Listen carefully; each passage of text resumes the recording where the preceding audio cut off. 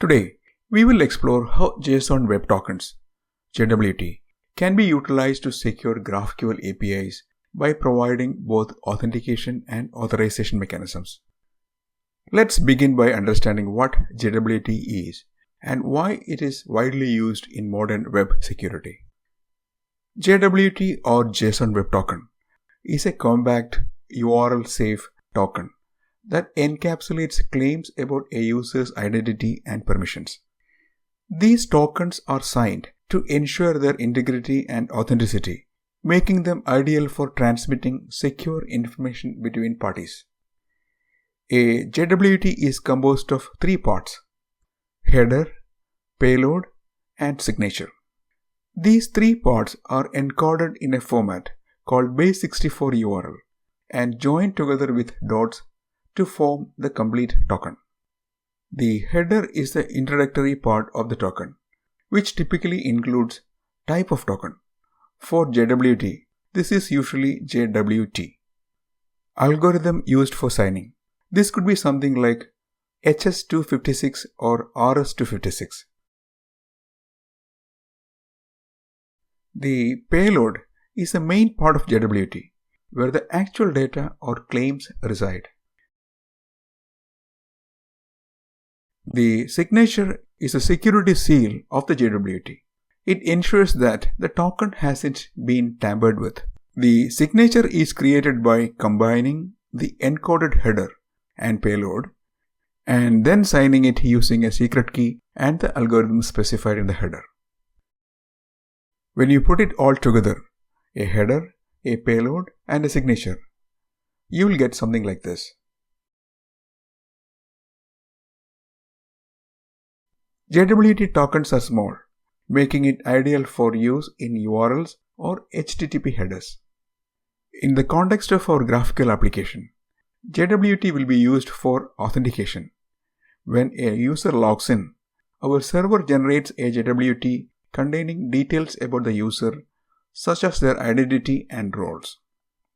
For every subsequent request, the client sends this JWT in the authorization header. The server validates this token to confirm the user's access rights.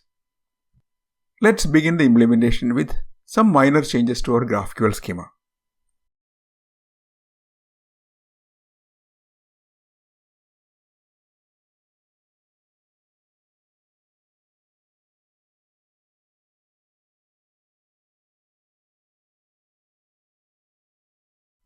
Note the addition of a login query that takes a user email and password and returns an authentication payload, which will be in the form of a JWT.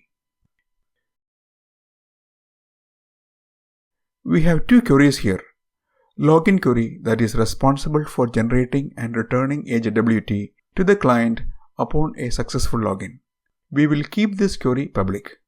The accounts query will be a protected query, meaning it requires the client to provide a valid JWT in order to access the account information. Let's move on to implement these queries in our Spring Boot application. Please note the JWT dependencies added to our pom.xml. Let's start with the security config class, which sets up our security configuration.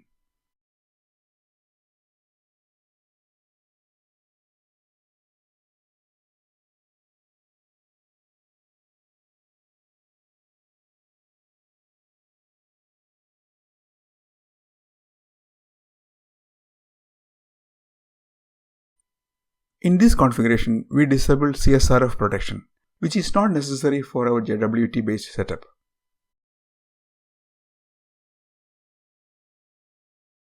We configure /GraphQL endpoint to be accessible to all users, while other endpoints require authentication.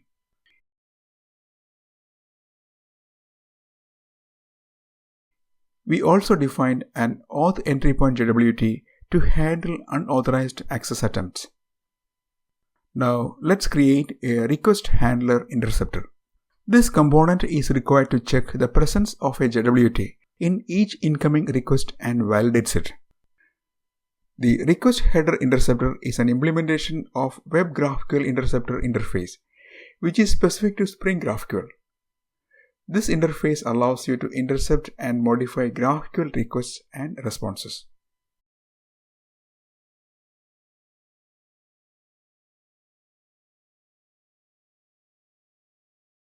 The intercept method is called every time a GraphQL request is received by the server. This gives us the opportunity to inspect and modify the request before it is processed further. One of the critical tasks of this interceptor is to allow public access to login query. Since users need to access this query to obtain a valid JWT, it should not require an existing JWT for access. The interceptor checks if the request is for login query. If so, it lets the request proceed without any JWT validation. For all other queries, the interceptor looks for JWT in the authorization header of the request. If a token is found, it is validated using JWT utils. This validation ensures that the token is not only present but also legitimate and unexpired.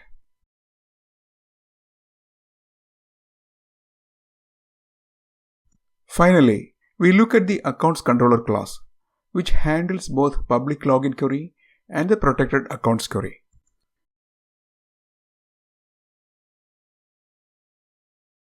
The login query generates a JWT for authenticated users. This query does not require any existing token, as it is the entry point for obtaining one. Take a look at the JWT utils class for a complete understanding of JWT generation and validation. The accounts query checks for a valid JWT before processing the request, ensuring that only authorized users can access account details. With our coding complete, let's see JWT authentication in action. Open Postman and create a new post request. Set the URL to http localhost 8080/GraphQL. In the body tab, select GraphQL. Enter the following query. Click Send. The server should return a response containing a JWT token and user details.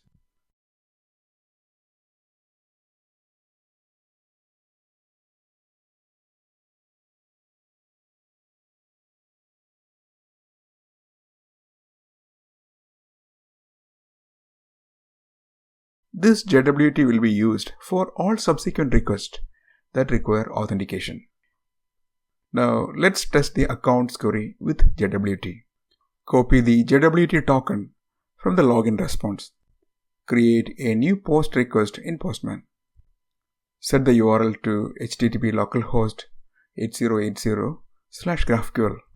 In the Authorization tab, choose bearer token and paste the JWT. In the body tab, enter the following query. Click Send. If the JWT is valid, the server will return the account details. If the token is invalid, missing, or timed out, the server will respond with an unauthorized error.